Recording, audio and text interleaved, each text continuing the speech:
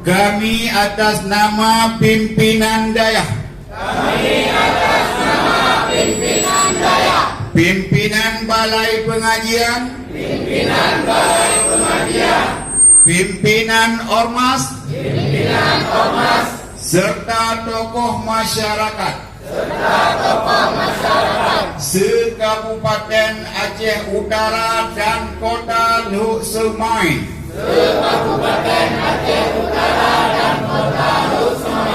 Serta perwakilan kabupaten kota lainnya di seluruh Nusantara khususnya Aceh.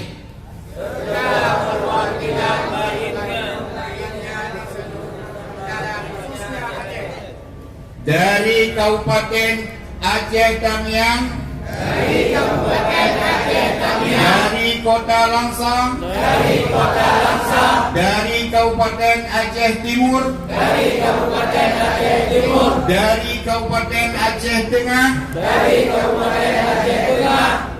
dari Kabupaten Benar Meriah,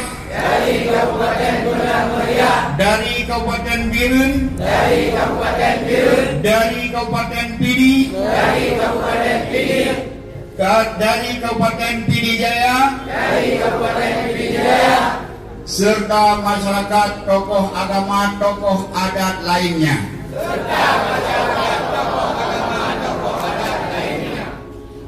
Dengan menyatakan sikap menolak dengan tegas pengajian yang menyimpang dengan akidah Ahlus Sunnah wal Jamaah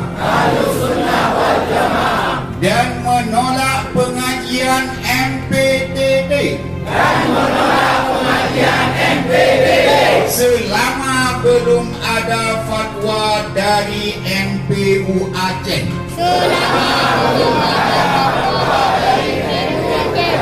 Allahu Akbar.